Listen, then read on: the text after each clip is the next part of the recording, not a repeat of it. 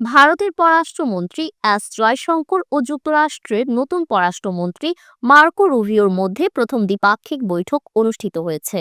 বুধবার ২২ জানুয়ারি ওয়াশিংটনে অনুষ্ঠিত এ বৈঠকে বাংলাদেশের পরিস্থিতি নিয়েও আলোচনা হয় বলে জানিয়েছেন জয়শঙ্কর। ভারতীয় বার্তা সংস্থা পিটিআই জানিয়েছে, মার্কিন প্রেসিডেন্ট ডোনাল্ড ট্রাম্পের শপথ অনুষ্ঠানে ভারতের প্রতিনিধি হিসেবে উপস্থিত ছিলেন জয়শঙ্কর।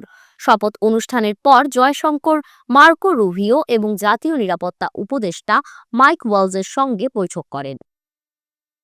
এছাড়াও যুক্তরাষ্ট্র, ভারত, অস্ট্রেলিয়া এবং জাপানের সমন্বয়ে গঠিত 4 দেশীয় জোট কোয়াডের পররাষ্ট্রমন্ত্রী পর্যায়ের বৈঠকেও যোগ দেন তিনি। সংবাদ সম্মেলনে জয়শঙ্করের কাছে জানতে চাওয়া হয়, বাংলাদেশের সংখ্যালঘুদের প্রতি আচরণ নিয়ে কোনো আলোচনা হয়েছে কিনা। এ প্রসঙ্গে তিনি জানান, হ্যাঁ, বাংলাদেশ নিয়ে সংক্ষিপ্ত আলোচনা হয়েছে, তবে এ বিষয়ে বিস্তারিত বলা সমীচীন হবে না।